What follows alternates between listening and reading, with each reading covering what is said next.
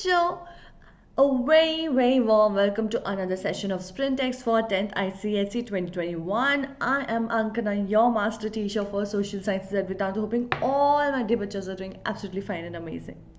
So guys, today we are going to get started with the Union Legislature. Finally, political science starts.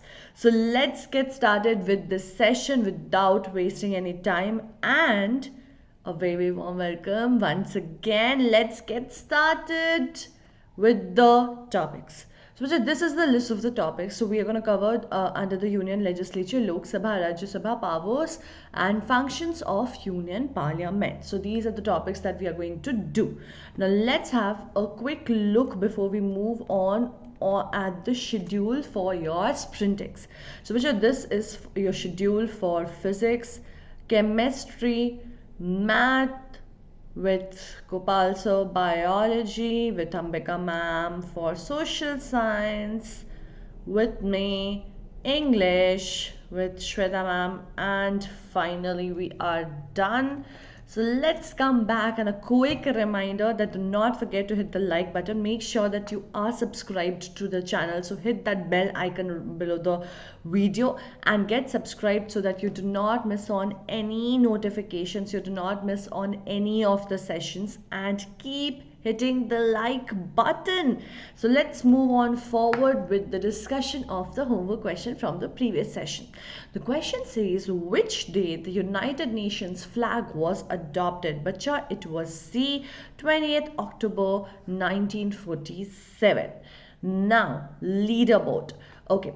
So the Indian National Movement's leaderboard, this is the Indian National Movement's leaderboard. Bhargavi Prakash, Muskan, Shivhare, Khushi Sarkar and Durga Dev have answered the fastest and made it to the leaderboard, and I'm super duper proud of my students. Amazing job guys, good job. For the rest of you who have not been able to make it to the leaderboard, that's because you are either not subscribed to the channel or you have not put your answer in the comment section. So make sure that you do, so that you do not miss on the notification, you do not join the session late, and you also come on the leaderboard. Now let's get started with our session with this amazing quotation by Leonardo da Vinci: learning never exhausts the mind. If you actually indulge yourself into a lot of other things, like okay, we need to do this, we need to do that, guys, after every task that you finish, your mind may feel exhausted. You may feel that, hey, I'm done, this is the this is the farthest that I can go, I cannot take it anymore. But learning is something that your mind will never get tired of. It will only increase its potential, it will only increase its knowledge, and it will only increase your skill.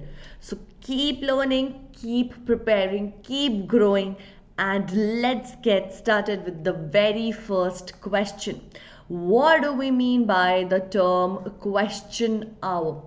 Bacha, by the term question hour, it's very simple. We have discussed this in the session also. As the name suggests, question hour might definitely be the hour which is dedicated for asking questions. Okay, right? For asking questions. But the point is where? This is very obvious. It's there in the Parliament. Okay, and what is the purpose of this? So which of the government that is working needs to maintain anyone for that matter, transparency. And in order to maintain this transparency and to show this, they actually need to answer questions. They need to answer the doubts of the people that, hey, where did you invest this money? Why did you start this scheme or policy or program?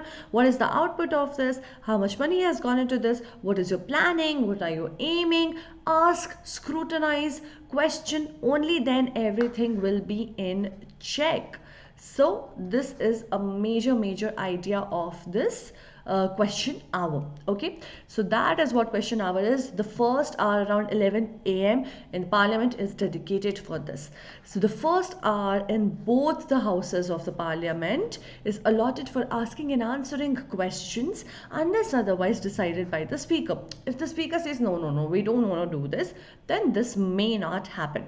This hour is known as question hour, which usually starts at 11 a.m. So this is what it is, and I have also told you the purpose, but your purpose of this hour, to be aware of it, is also very, very important. Moving on to the next question. Who is the presiding officer of the Lok Sabha?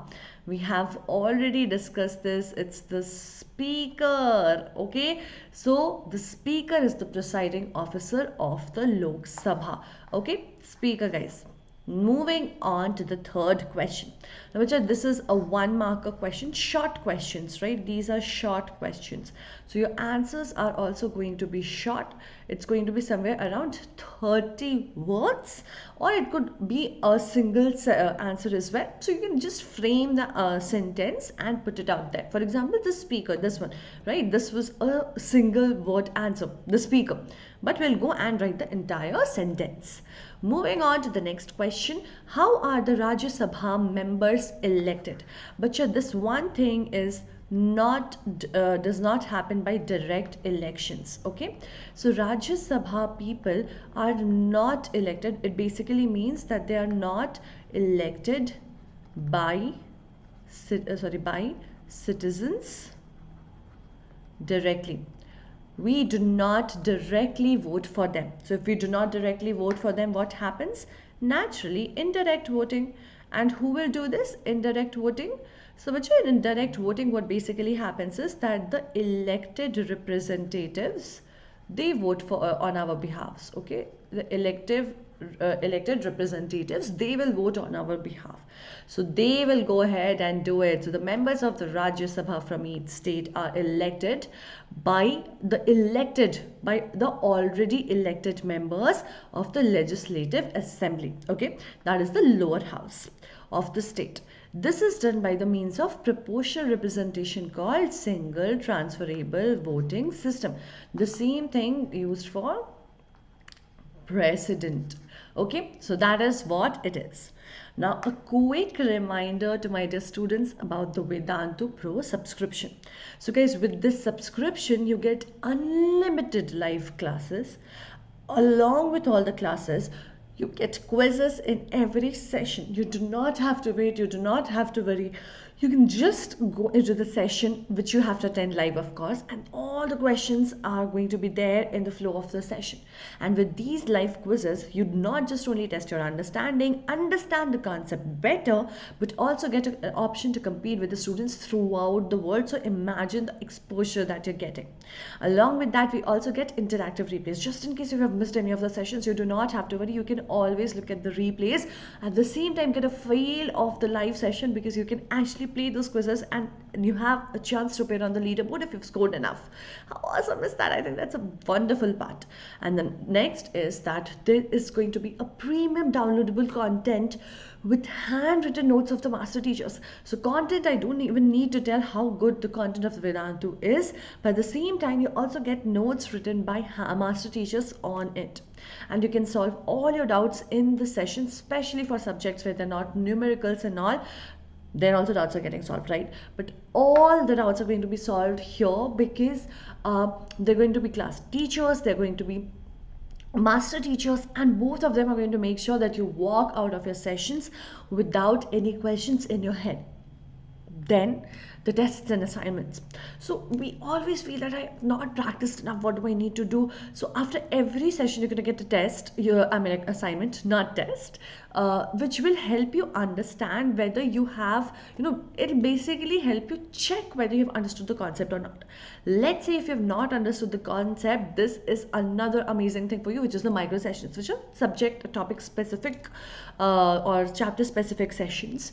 Over here, you can always come micro session, take that particular chapter that, okay, I attended the live session 2 days back, and I feel that I have not understood this concept after doing my assignment. I want to do it again. Micro sessions are there for you. How amazing is that? And then of course the crash courses, guys. These days a lot of crash courses have again started to finish a complete revision of your entire syllabus within a month and do, or so on and so forth. So make sure to take these subscriptions. These are amazing subscriptions. Do not forget, take my word. Now this, all of this, I mean, like, all these sessions are also going to be absolutely free with your Vedantu Pro subscription, which is super awesome.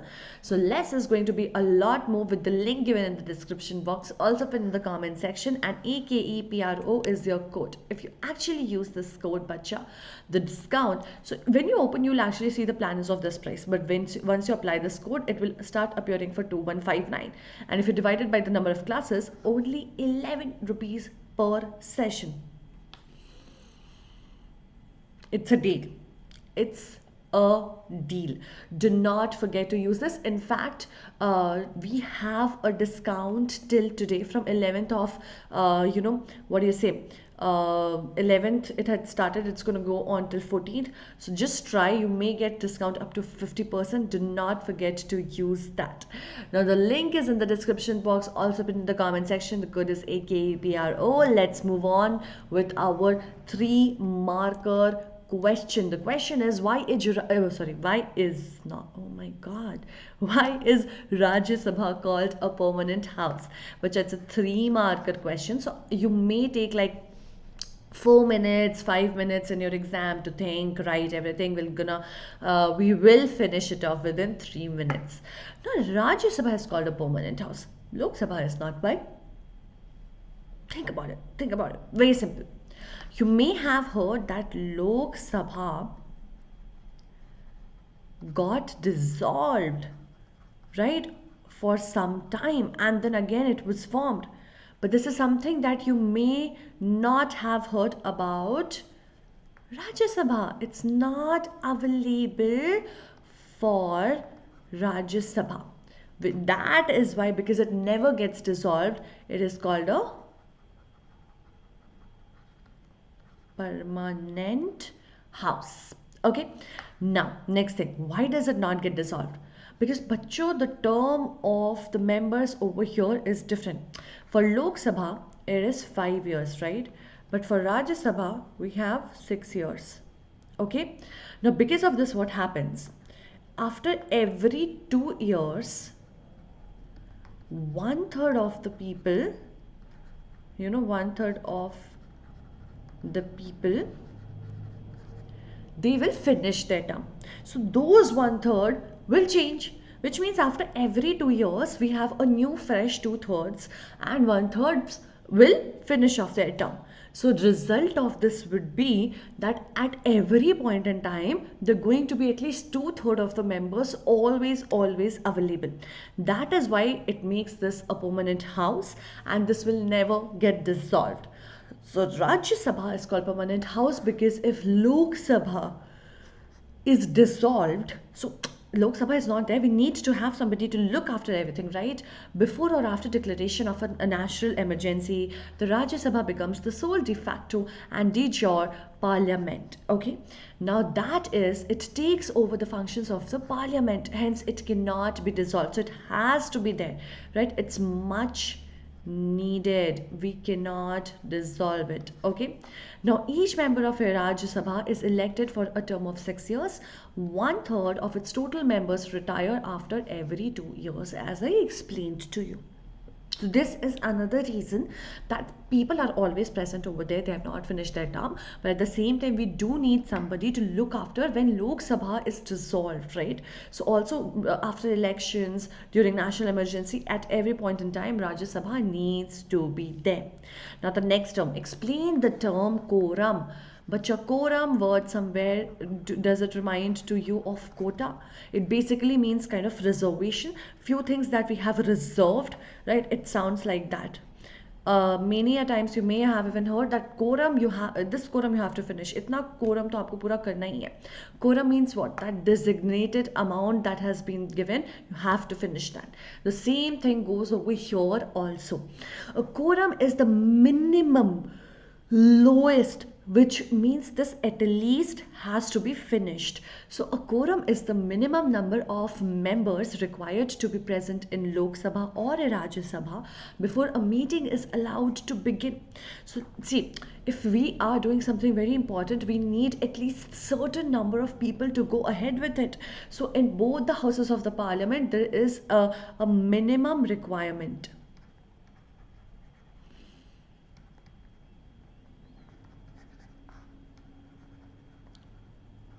of its people who are elected, obviously. Now, 1/10 of the total members of the Lok Sabha and Rajya Sabha must be present in the beginning of the sitting of the House, including the presiding officer. Okay, so along with the speaker, at least 1/10, if there are 100 people, at least 10 people has to be present. Otherwise, it cannot begin if those number of people are not there. So the speaker may adjourn the House or suspend the meeting until there is a requisite quorum. If it is not fulfilled, if it's not finished, it's not achieved, then it is suspended. It does not happen that particular sitting. Okay, moving on to the next question. What is a no confidence motion? So the name again here is reflective itself. Okay, and it basically means what is a no confidence motion. But when you do not actually believe in somebody, it means that you are not showing confidence in that person.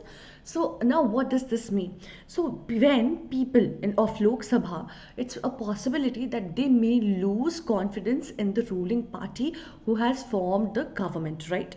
So you could say then what will happen? The Council of Ministers, they may get a motion passed against them, which will clearly show that the people do not have confidence in them. Okay, so when that happens, everyone has to resign. Okay, the whole COM along with the Prime Minister. So in the House, if the House feels that the government does not enjoy majority, then they move a no confidence motion. Does not enjoy majority because they do not believe in the government. They do not want them to be there. Okay, so it can be introduced only in the Lok Sabha. So remember, this is one exception that you have to remember, that it can only be introduced in Lok Sabha. Okay, and the motion is admitted for discussion when a minimum of 50 members of the House supports the motion. So there also is a basic quota that needs to be finished for it in order to move ahead. Okay, if this has to move ahead. Okay, now if the motion is passed, the government is bound to vacate the office, and of course the whole CM along with the PM has to resign. Okay, so that is what the vote of no confidence is. Moving on to the next question, write the exclusive powers of both the houses. So we have to separately mention both the houses, the exclusive powers of them. Now, Rajya Sabha, which are under Article 249, the Rajya Sabha by a resolution empowers the Parliament to make laws with respect to the matter of state list. It may declare that the creation of new all India services be made in national interest. For example, let's say right now we have civil services, right? Okay, so we already have this. Suppose something of this kind which does not exist already. Let's say in future they want to have something called space services. Okay, this is very random. I'm just giving you an example.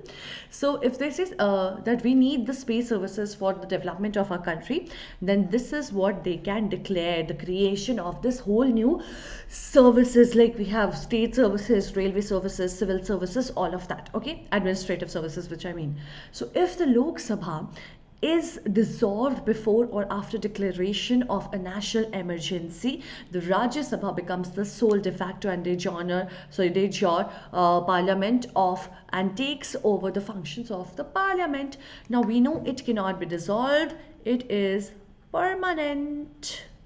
Right? So these are the powers of the Rajya Sabha. Moving on to Lok Sabha. See, Lok Sabha, we've discussed that Rajya Sabha and Lok Sabha are not really, there's no house which is upper or lower, there's no hierarchy, both are equally there, but of course they have their own exceptional powers, right? We've just discussed few of Rajya Sabha. Now if you talk about Lok Sabha has slight edge over Rajya Sabha because of the funds, the finances and few other things, right?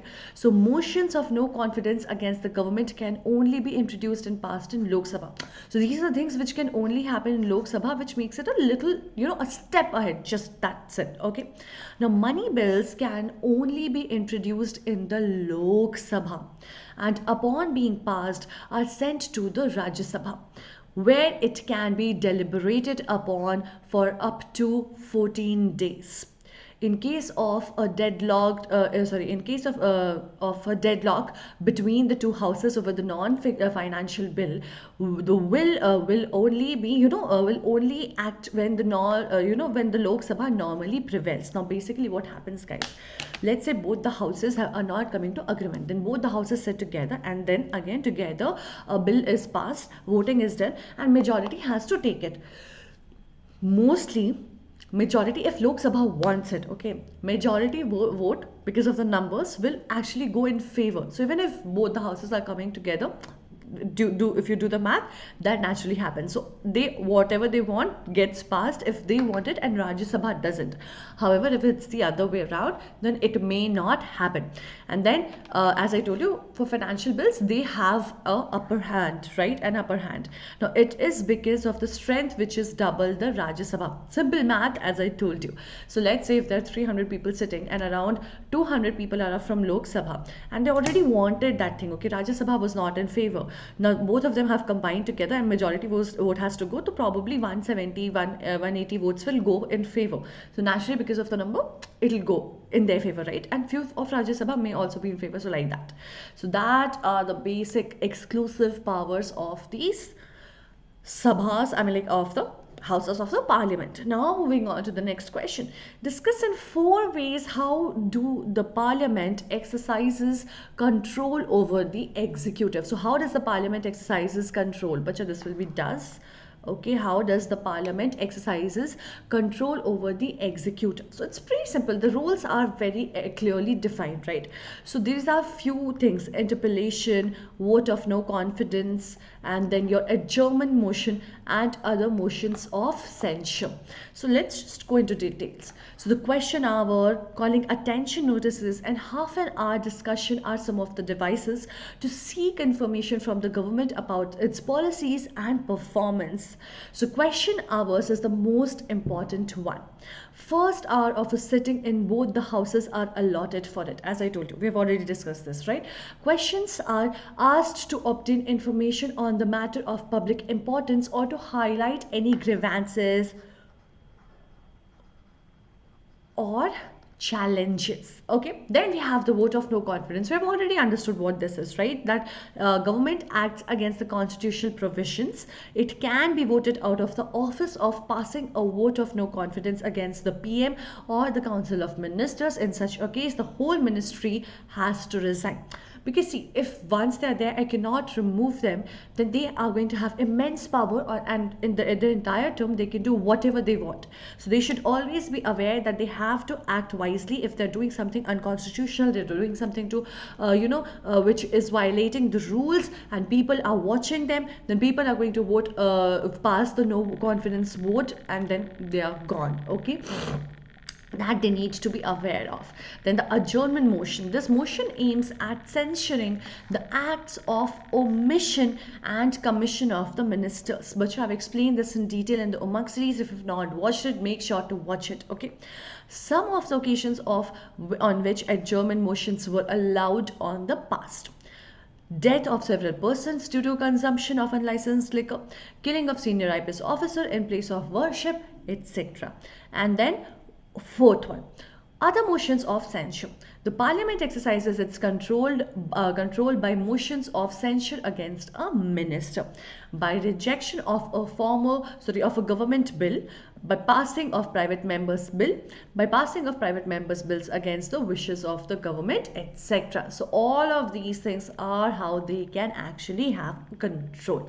So Bachcho, the good news is that with this we have finished the Union Legislature, Lok Sabha, Rajya Sabha, and the powers and functions of the Union Parliament. Oh, I'm sorry. Yeah. Now time for homework question. Name the bill which cannot originate in the Rajya Sabha. So which bill we cannot originate in Rajya Sabha is what you're supposed to tell. I've explained this to you today itself during our conversation. So there's one bill which Rajya Sabha cannot start. So that is what you have to tell me. Now let's have a quick look, bacha, on the schedules. So guys, you know previous session was of the contemporary world. Today we have finished the Union Legislature, and tomorrow we are going to do the Union Executive.